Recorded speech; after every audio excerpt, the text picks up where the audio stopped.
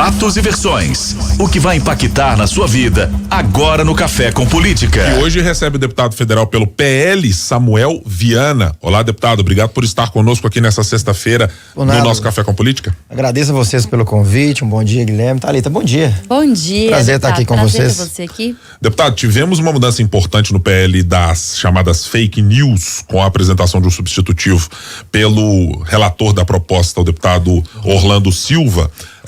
Só que internamente a bancada do PL, as coisas não funcionaram exatamente como se imaginava. Houve problemas no fechamento do acordo e tem gente que roeu a corda na hora de votar e na hora de combinar? A gente costuma ver muito assim na internet aquela máxima mais simplificada. PL da censura, quem votou a favor ou contra. Então, primeira coisa, as pessoas precisam de ter uma compreensão de que o regime de tramitação não tem a ver de fato com o mérito da proposta em si. A proposta que está aí falando sobre fake news, tem algumas vertentes ligadas aí, vamos colocar assim, primeiro, a disseminação de informação falsa, o que é fake news, etc. E segundo, aos provedores, a esses robôs, o que vai ser feito, como é que vai controlar isso. Ok. Outra coisa, o que foi colocado em votação, é o regime de urgência. Se essa lei, se esse projeto passaria pelas comissões ou se essas articulações e esses diálogos, os acordos seriam feitos nos bastidores e votaria-se na semana que vem o mérito em si. Inclusive pelo argumento apresentado até pelo presidente da Câmara de que essa proposta já vem sendo discutida há muito tempo e, portanto, por isso haveria essa necessidade ou a possibilidade de usar o regime de urgência. E vamos lá. Hoje a gente está com quase 4 meses de mandato e o Congresso produziu muito pouco. Foi inclusive fonte aí de várias notícias jornalísticas, porque realmente produziu. Ficou travado, tudo bem que teve transição, o governo, mas de fato a gente não começou a discutir as pautas que eu entendo prioritárias para o Brasil em si. Infelizmente o Congresso ainda está muito pautado nessa questão da polarização e da ideologia. Então precisa-se dar algumas respostas a essas prioridades ideológicas que estão sendo colocadas, e uma delas foi o fake news. Tem que colocar em votação, vamos botar em urgência, ok. No acordo para colocar em urgência, como é que funciona a Câmara? Às vezes as pessoas que estão nos ouvindo não sabem. Os partidos se reúnem internamente e passa as diretrizes para os líderes. Os líderes dos partidos se reúnem em um chamado colégio de líderes junto com o presidente da Câmara, e isso são os líderes da esquerda, da direita, do centro, oposição, e começam a conversar. Olha, essa pauta é prioritária pra gente, essa não, a gente quer isso ou não quer.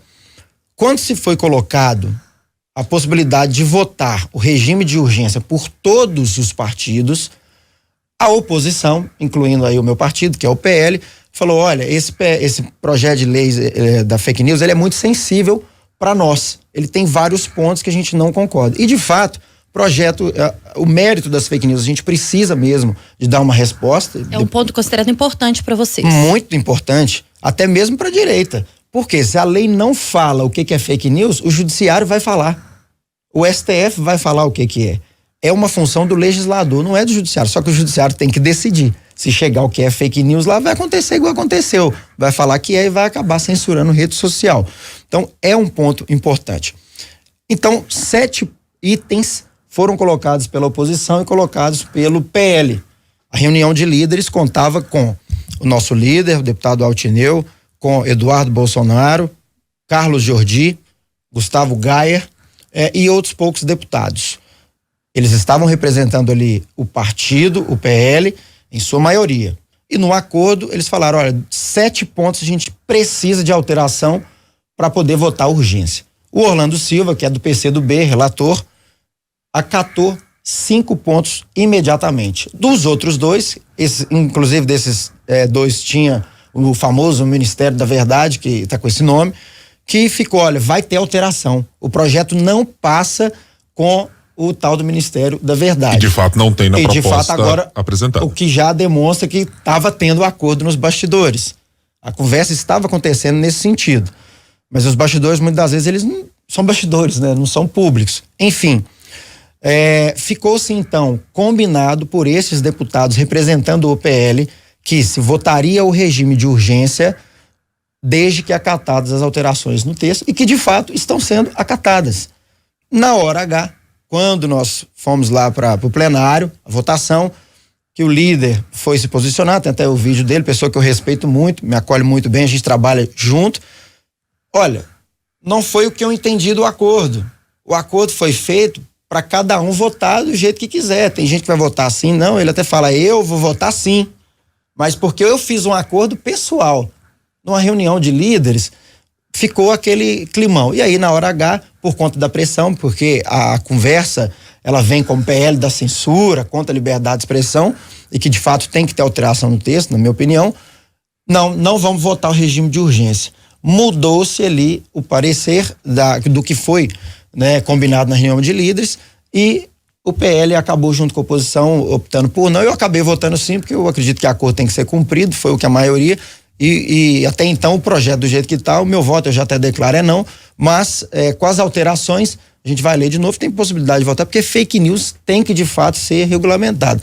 Vou puxar um ganchinho aqui, já, Thalita, se me permite, para essa questão.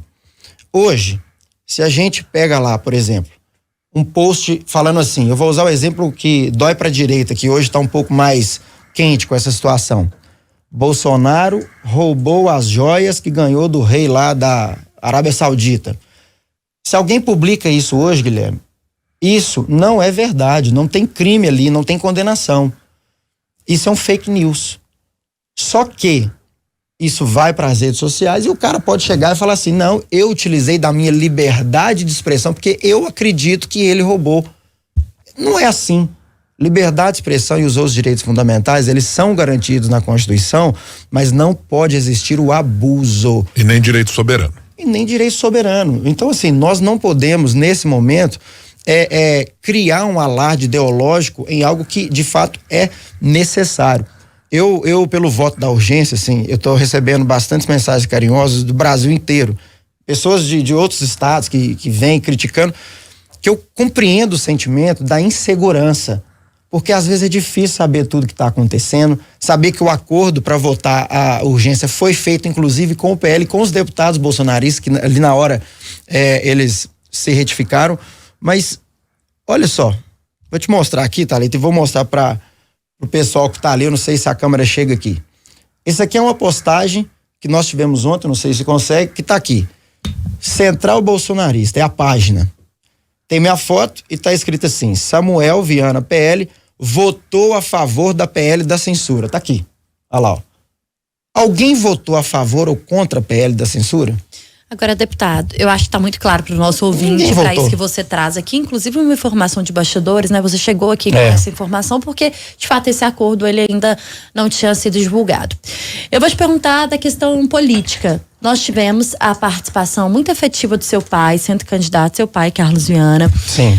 Sendo candidato, sendo o nome do ex-presidente Jair Bolsonaro aqui em Minas, mas com uma atuação que não foi aquela que foi esperada. Inclusive, ele já falou aqui com a gente, trouxe as mágoas que ele tem do lado bolsonarista hoje.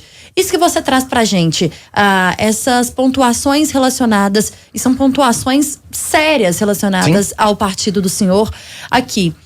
Essas pontuações são pontuações que trazem também essa mágoa do seu pai e sua em relação aos bolsonaristas, ou o que de fato tem acontecido dentro do partido? O senhor continua no PL, pensa em mudar? Como que fica a sua situação aqui? Não, eu tô no PL, assim, eu respeito muito o PL, tenho muita gratidão, é um partido sério.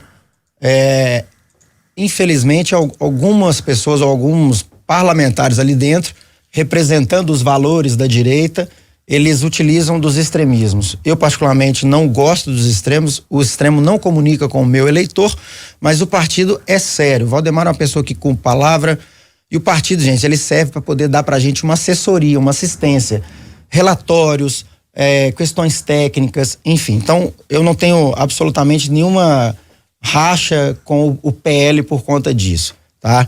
É uma questão de visão, não é nem ideológica, mas uma visão do método de alguns de ser extremistas, que eu considero e eu não gosto, eu não comunico com os extremos. Bom, Jair Messias Bolsonaro, nosso ex-presidente, de fato, fez o compromisso com o senador Carlos Viana de apoiá-lo na campanha para a presidência da República. Isso é público, todo mundo sabe. Qual é a maior prova disso? O senador Carlos Viana foi para o PL, estava indo ao MDB para ser candidato ao governo.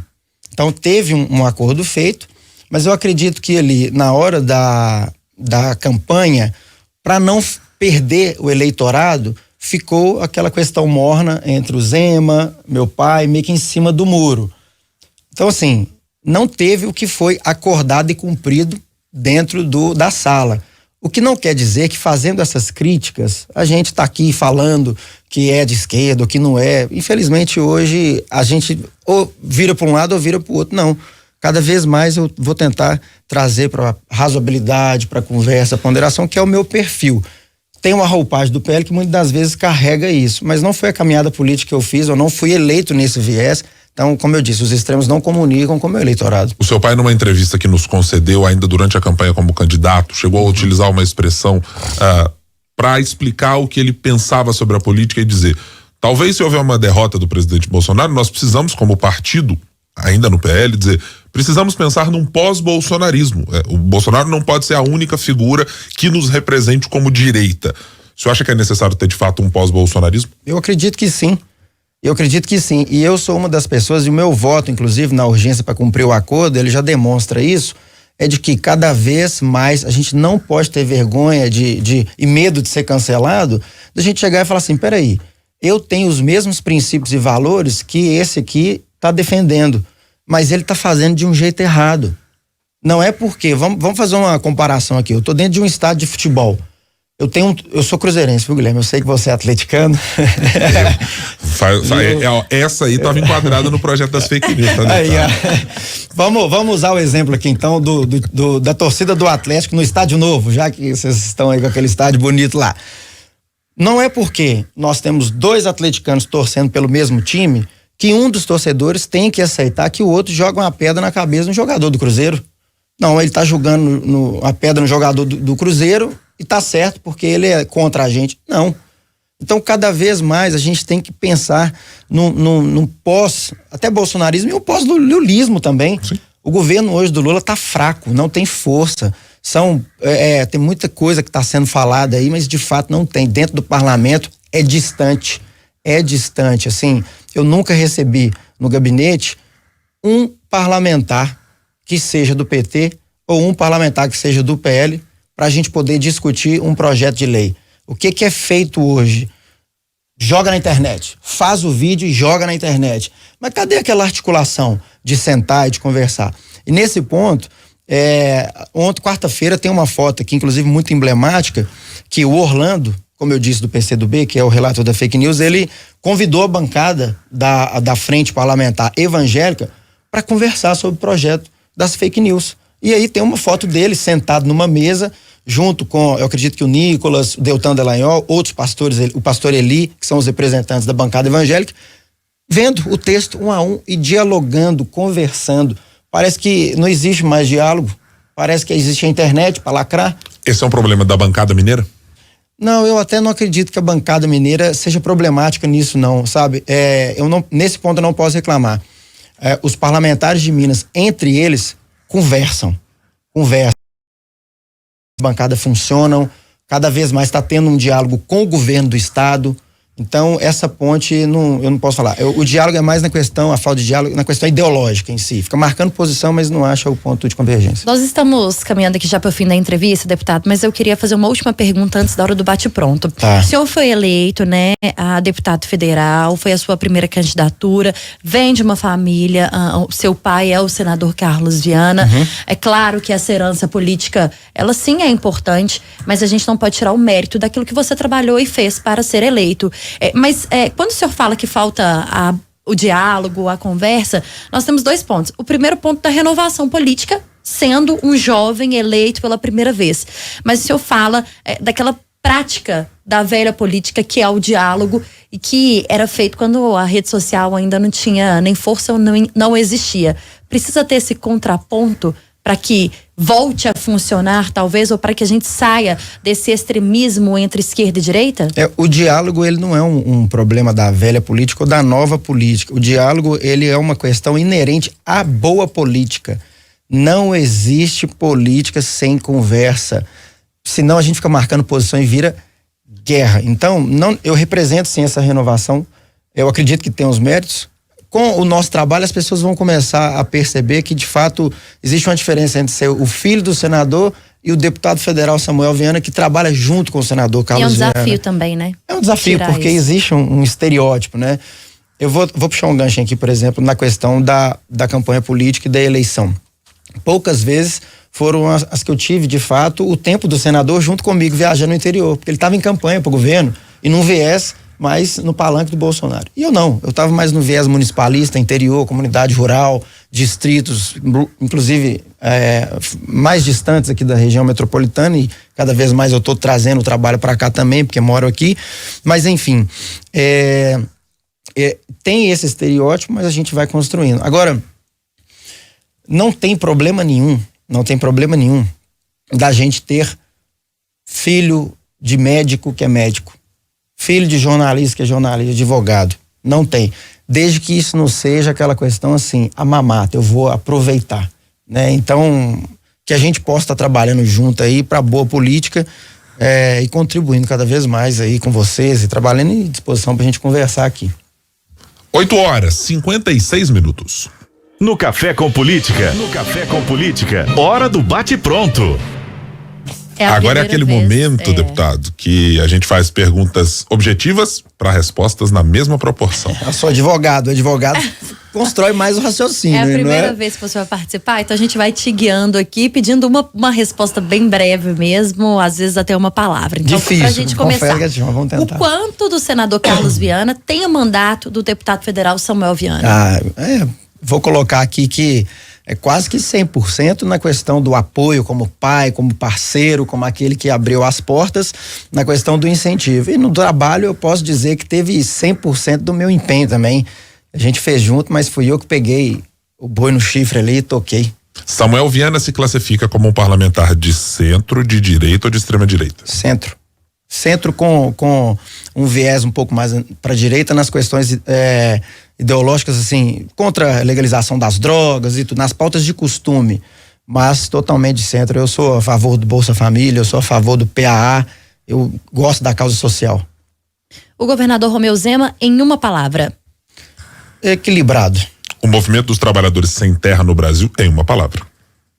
Tá abusando. Não é porque a gente tem o direito à reforma agrária previsto na Constituição que a gente pode cometer o crime de invasão. Não poderíamos perder essa oportunidade da pergunta. Carlos Viana, candidato a prefeito em BH em 2024? Tem chance, eu acredito que tem chance, está no coração dele. Meu pai ama Belo Horizonte, tem uma gratidão enorme, porque quando ele não era candidato ainda, não era político, BH deu 850 mil votos de confiança para ele. Então, assim, é uma pessoa que vai contribuir caso seja prefeito e eleito com a cidade, né, se for candidato, mas de fato eu acredito que ainda não exista dele um posicionamento assim, sou candidato. Confesso que eu, como filho, como deputado federal e parceiro, não tenho influenciado nessa decisão. Estou focado muito no nosso mandato de deputado, mas em sendo a decisão dele, nós vamos estar no mesmo palanque, sem dúvida nenhuma. Deputado federal Samuel Viana, que foi o nosso convidado aqui no Café com Política nesta sexta-feira, deputado do PL. Muito obrigado por estar aqui conosco na bancada, que seja a primeira de outras e que o senhor venha aqui para bater um papo com a gente, ou mesmo lá de Brasília. Obrigado, inclusive tive o convite para ir lá em Brasília também, mas eu não tive a oportunidade ainda por conta da agenda parlamentar, mas sempre que possível quero estar aqui, quero trazer para vocês aí os bastidores e colocar à disposição. Obrigado, Guilherme, obrigado, Thalita, parabéns pelo trabalho de vocês. Obrigada, deputado. Espaço aberto sempre para o senhor aqui. Obrigada pela primeira participação e visite a nossa redação de O Tempo lá em Brasília, que recebe a todos lá também com o mesmo empenho que a gente tem aqui.